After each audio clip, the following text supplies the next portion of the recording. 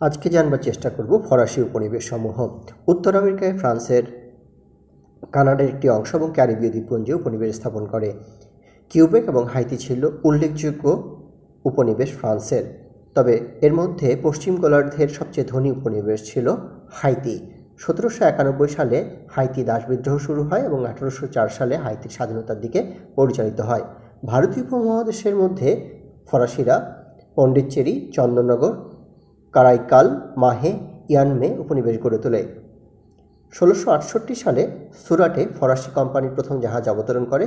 1672 খ্রিস্টাব্দে চন্দননগর থেকে ওলন্দাজদের বিতরণ করে। 1757 খ্রিস্টাব্দে পলাশির যুদ্ধের সময় নবাব সিরাজউদ্দৌলাকে ফরাসি জেনারেল দুপ্রে সহায়তা করে এবং যুদ্ধে নবাবের পরাজয় হলে ব্রিটিশরা বাংলাতে স্থাপিত ফরাসিদের বাণিজ্য কুটিসমূহ দখল করে নেয়। আফ্রিকায় পশ্চিম আফ্রিকার বিভিন্ন দেশে যেমন সেনেগাল, মালি, মরক্কো, আলজেরিয়া, তিউনিসিয়া, আইভরি কোস্টে উপনিবেশ স্থাপন করে। এই অঞ্চলে একটি ফেডারেশন গঠিত হয়েছিল যা ফ্রেঞ্চ ওয়েস্ট আফ্রিকা নামে পরিচিত।